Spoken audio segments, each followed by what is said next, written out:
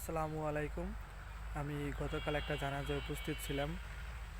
জানাজায় ইমাম সাহেব মরহুমার স্বামীকে উদ্দেশ্য করে বললেন যে উম, আম- এর এর এনার স্বামী যখন মৃত্যুশয্যায় ছিল তখন আমি তার বাসায় তাকে দেখতে গিয়েছিলাম।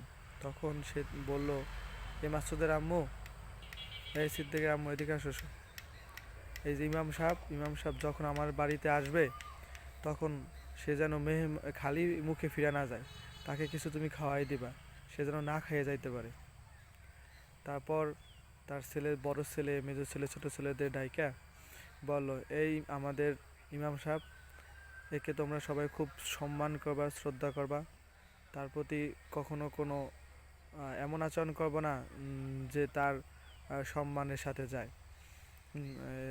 তার সম্মানে আঘাত লাগে। তার প্রতি শ্রদ্ধা ভালোবাসা রাখবা এবং তাকে তোমরা মেহমানদারি করাবা, সে যেন আমার বাসা থেকে কখনো খালি মুখে ফিরে না যাইতে পারে।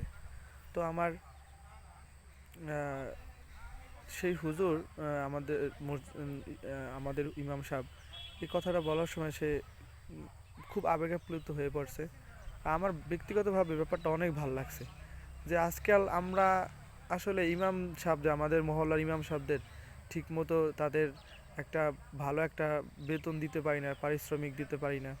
পারিশ্রমিক না, মানে আমি এটা বললাম, তাদের হাদিয়া দিতে পারি না এবং তাদের প্রতি সম্মানটা নাই।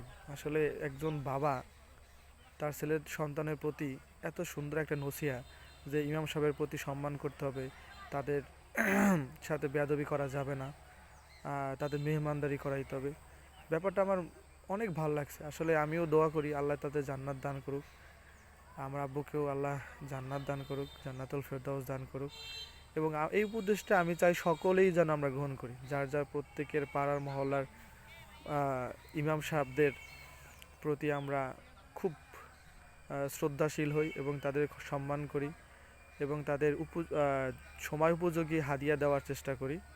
আসসালামু আলাইকুম।